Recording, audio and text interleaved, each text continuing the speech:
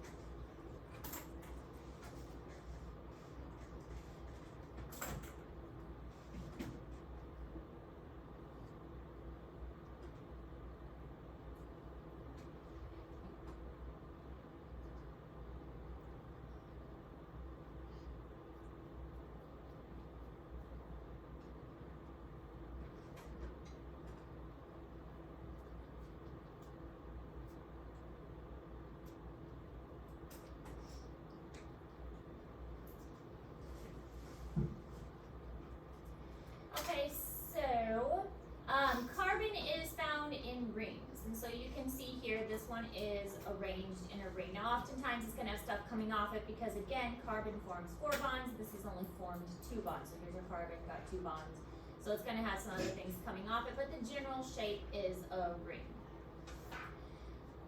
This is just some other ways that carbon can be attached. You can see that the carbon is always a part of that. So different formations of carbon, you don't need to know all those formations. Here we can see another example of carbon in a ring shape and those structures coming off of it. Another thing to kind of keep in mind, anything ending in OSE is a type of what's called carbohydrate, but also a form of sugar. So glucose ending in OSE is a type of sugar. You might also hear something called sucrose, lactose, galactose. Anything in OSE is a type of sugar. Okay, now monomers and polymers. This is an important concept to understand. Monomers are little pieces, polymers, poly means many. So, you know, we were just talking about Lego pieces. This is basically like Lego pieces. A monomer is an individual Lego piece, pretty much. And let's say that we had Lego pieces, and I gave you all Lego pieces and told you to build something, and I just said build a house. Would you all build the same kind of house? No. Again, you would have different kinds of houses because it would all be different. You would all build different houses. I think I said that before. Because it would be different. But the monomers are the Lego pieces. The monomers are the individual pieces. And you put those together to build the polymers. The polymers are the complex, the bigger pieces. So the monomers make up the polymers. The monomers make up the polymers. The polymers are the complex pieces. The monomers are the simple pieces. Now, in living organisms, there are 4 main polymers that we're going to talk about. And each of these 4 main polymers are made up of monomers. So for your next test, you're going to be responsible for knowing the 4 main polymers, and the monomers that make up the polymers. They're also known as macromolecules, and I usually use the term macromolecules. But macromolecules and polymers are pretty much the same thing, and they are made up of monomers. The monomers are the small pieces, polymers and macromolecules the big piece.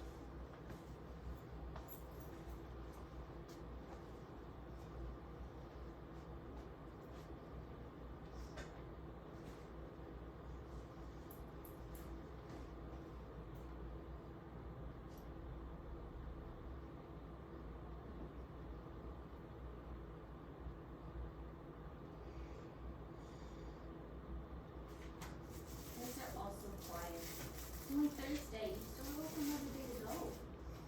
Oh, come on.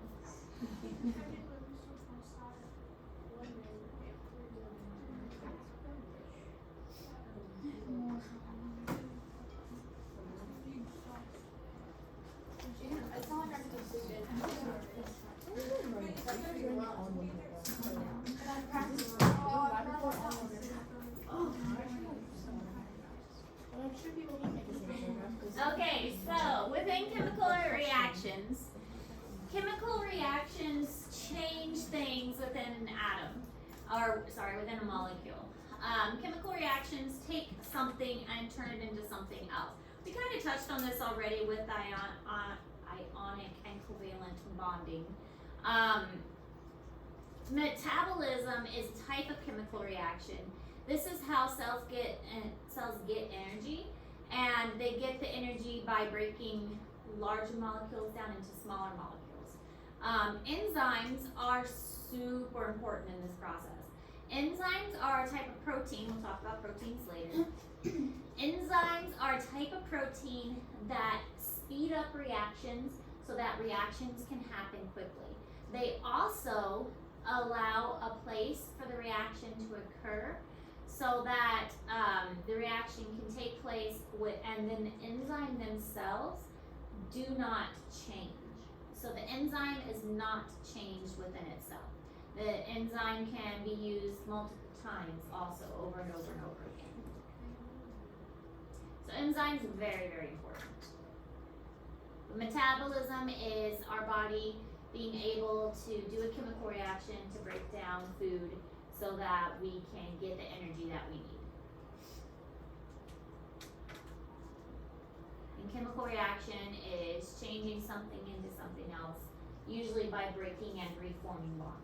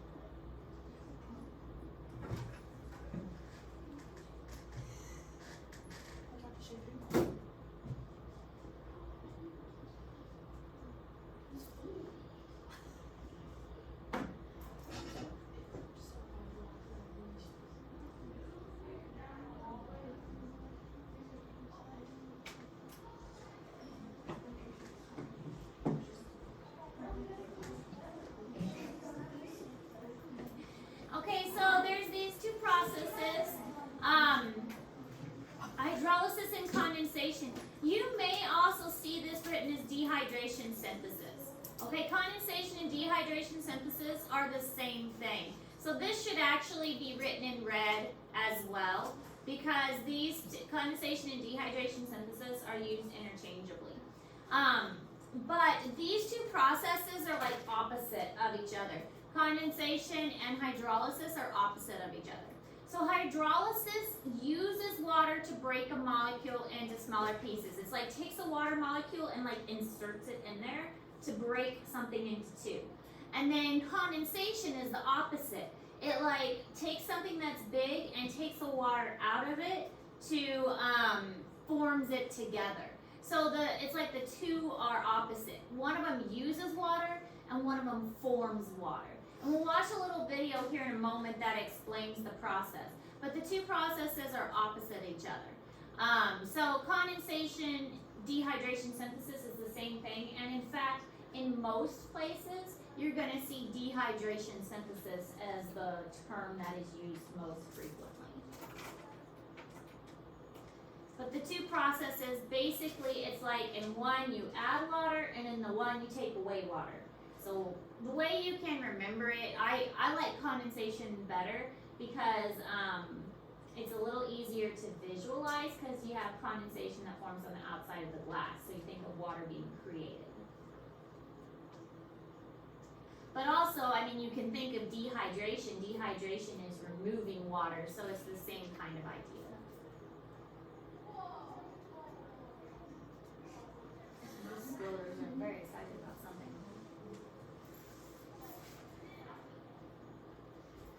I don't know what I'm doing.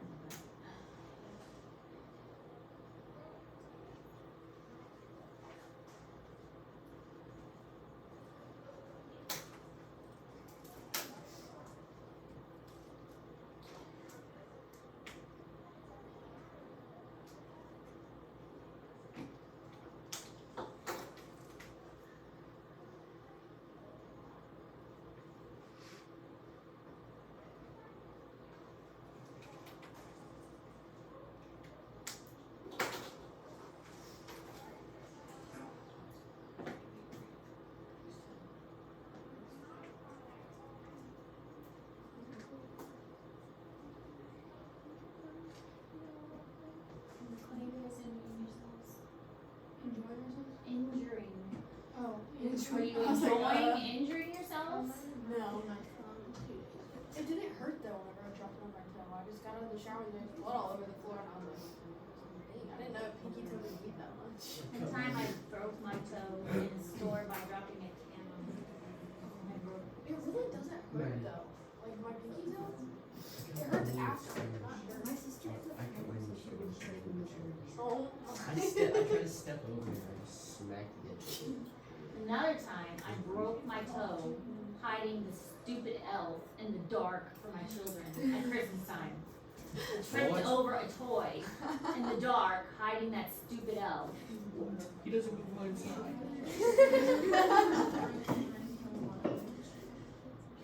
I've only ever broke my nose. Yeah, what is? You just say you tripped over their toy and then No, you went to go to the bathroom.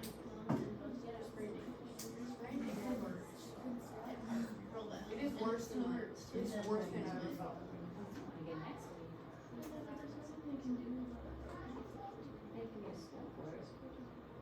That's a. It'll grow back. My thumb will grow back. No, like it'll Your thumb will grow back. You do not regenerate your thumb. Slide off over. Okay, well, that'd be so cool if we can do that. Though. Oh, I don't think that video will work. Where you're off. Yeah. When you die, you're regenerate. With no internet. Yeah, it's not, video's not gonna work. And it didn't look like it just looked like The video, I mean, it is a hyperlink, but, it doesn't look like you activated it. well, I don't think Maybe it's turn gonna on.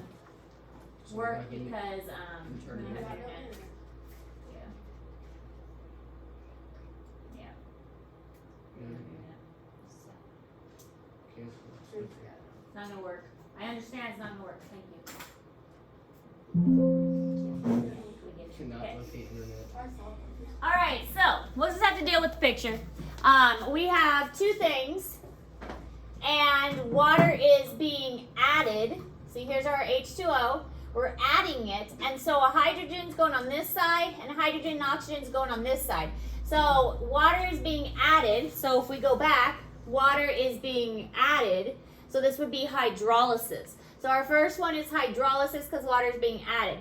Here, water is being taken out. So we have the OH on this side and an H on this side. So water is being taken out of this one. So this would be condensation or dehydration synthesis. So water is being removed to make these two join together. Do you see how that process works? In this case, we have one that's already joined that we want to split apart. And so we're adding water into it and it's splitting it apart. And this is just the exact opposite. We want to join these two together, and so we're taking the water out of it by taking a hydrogen off of this one and OH off of this one. That creates a water, and it's joining them together. So the processes are the reverse of each other. All right, so we're going to learn about the different kinds of macromolecules because there's four main kinds of macromolecules. The first one is carbohydrates. Carbohydrates are an organic compound, and they consist in a 1:2:1 ratio. So if we're looking at the main one, which we're going to learn a lot about, it's glucose, and it's C6H12O6. So 1 to 2 to 1. So this one is glucose. We're going to learn a lot about this one because we see it in photosynthesis and cellular respiration. So carbohydrates, the monomer is simple sugars and starches, and the polymer is complex sugars.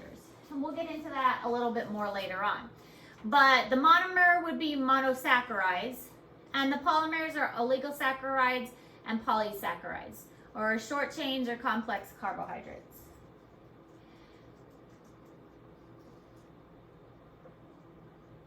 So every time you look at a food label and it says carbohydrates on the food label, it's basically sugars, how many sugars it has in it.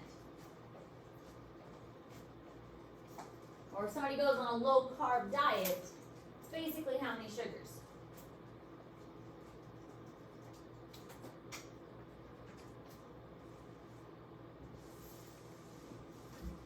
Before your test, you're going to need to know the 4 main macromolecules, which are carbohydrates, lipids, proteins, nucleic acids. Those are the 4. So we're going to go over every one.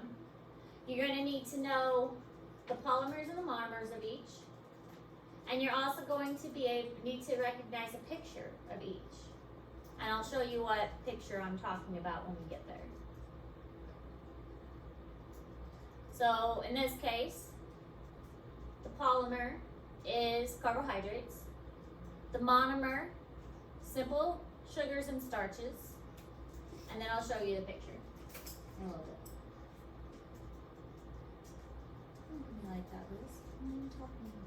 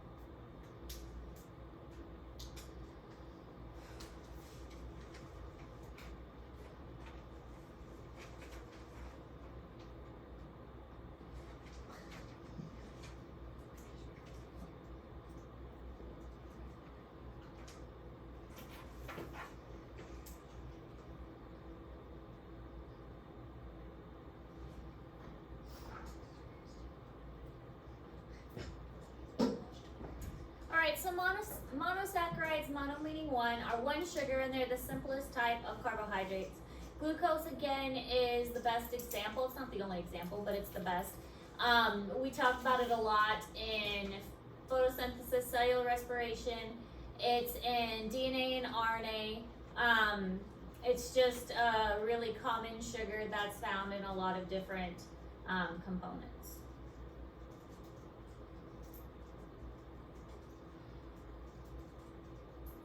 A lot of times they're based on how many carbons they have, so this is obviously a 6-carbon sugar.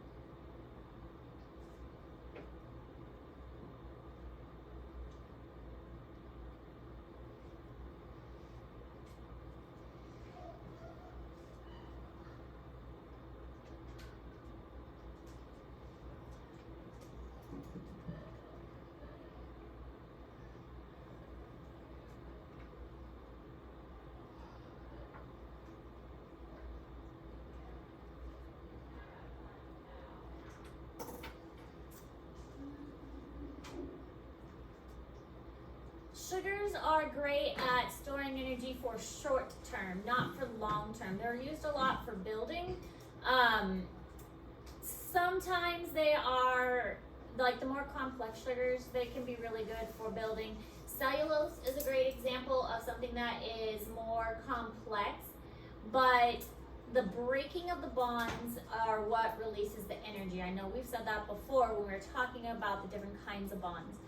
But the bonds within the glucose harness a lot of energy. So when you break those bonds, you can release that energy. And again, that is how the cellular respiration process works. You break the bonds, energy gets released. So if anything, pay attention to the bold, but you don't necessarily have to write the bold down, because we're going to get into that more with our cellular respiration unit.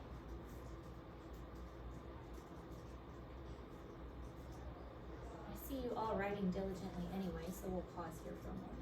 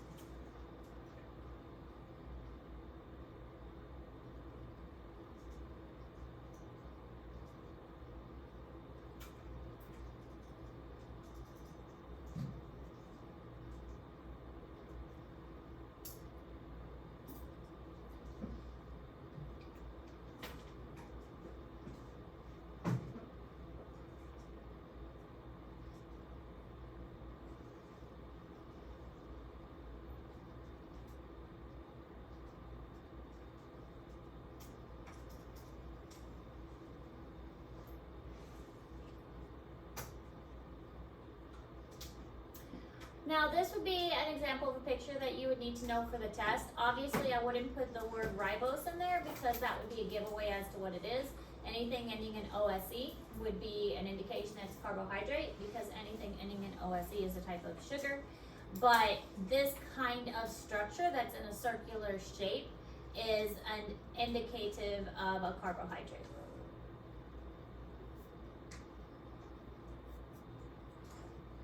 Sorry, I'm going too fast. Disaccharides consist of 2 or more monosaccharides. So these are just a little bit more complicated. Sucrose is a good example of a disaccharide, and also lactose. Lactose is a combination of glucose and galactose, and sucrose is composed of glucose and fructose. So glucose and fructose are both monosaccharides, just like glucose and galactose are both monosaccharides. So you can put 2 monosaccharides together and you get a disaccharide. So lactose and sucrose are both disaccharides. Sucrose is basically table sugar. So sugar that you sprinkle on your food, used for cooking, that kind of thing, that's sucrose, and it's composed of glucose and fructose. Fructose is sugar that you would find in fruit, which is why it sounds kind of like fruit, because fructose is fruit sugar. Glucose is more of like corn syrup. That's what glucose is, more corn syrup.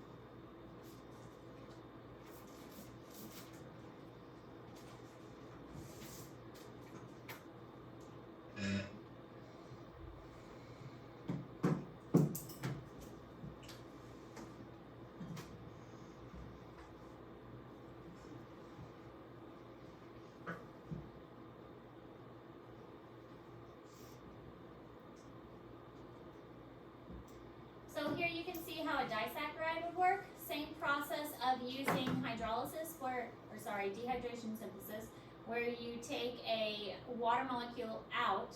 You have two monosaccharides that are going to be joined together by removing a hydrogen from one. The OH is called a hydroxide. So you're taking a hydrogen ion and a hydroxide group, taking them out to form a water, and joining them together here by this oxygen. So now you've made a disaccharide by combining them together. Polysaccharides are more complicated. Cellulose, starch, glycogen. The thing with polysaccharides are they're very difficult to break down. So our bodies have a hard time processing them. They're used a lot of time for structures within organisms to support and give strength, organizing, that kind of thing. Now cellulose in particular is found in plants and used to give plants their shape. It's within the cell wall of plants. And so our bodies have a very hard time breaking down the cell wall of plants. Not just our bodies, but most animals have a difficult time breaking down cell walls of the cellulose. Because of that, different animals have different strategies to break down that cellulose. Some animals, like cows, are called foregut feeders, and this is called chewing the cud. And so they actually have 4 stomachs, and the stomachs are used to help digest and break down that cellulose. So they'll chew their food a little bit and swallow it, and it goes into the first stomach, and then it goes into the second stomach, and then up to the mouth, and they basically puke it up, and they chew it some more. They swallow it, and it goes to the third stomach and the fourth stomach where they process it some more. Then there are also animals called hindgut feeders, which are like rabbits. So the rabbits will basically digest the food, and then it goes through their system once, and then they poop it out and eat the first poop because it's still nutritious, and then they process that, and then they poop the second time, and the droppings that are left behind are the second poop. So that's a hindgut feeder. Now obviously we don't do either one of those, so what do we do to process cellulose? We're not a foregut feeder, we're not a hindgut feeder. What are we?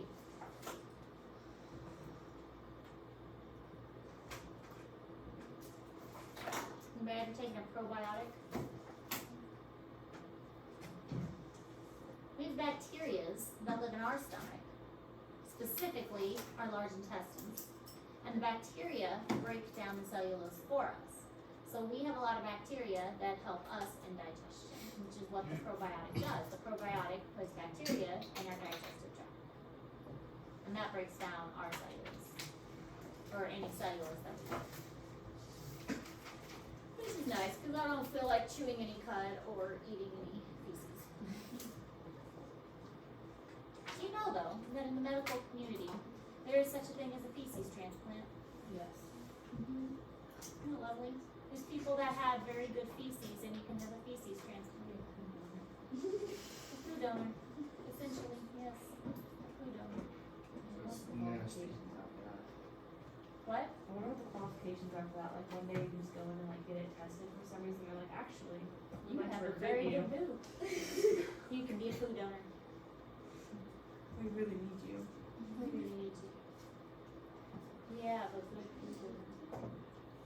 Good qualifications. Yeah, so this is basically what I said. Some cellulose, very difficult to break down. You don't have to write this down. It's everything I just said. Very tough, very insoluble, gives structure to plants. They have a cell wall. It's made out of cellulose. OSC is the sugar, carbohydrate. Other animals digest it by having foregut, hindgut. Starch, same thing. Starch is an energy reserve stored in the roots, stems, leaves, seeds, and fruits. Made of glucose, and it's usually long chains that coil up.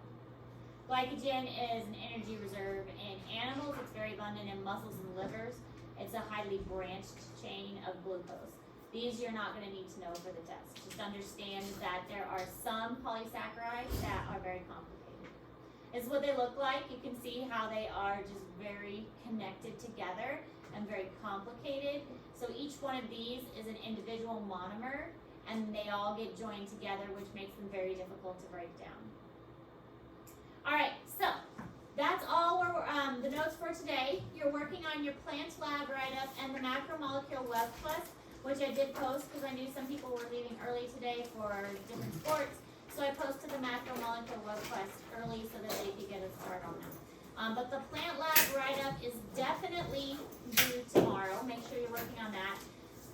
Because of internet issues, I may extend the deadline for the web quest until next week. We'll see what the internet looks like. Questions?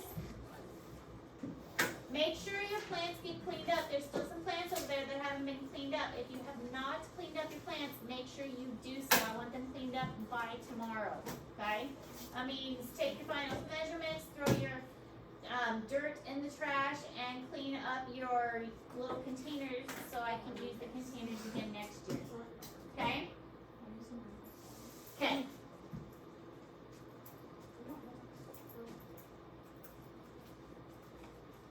Internet's still gone?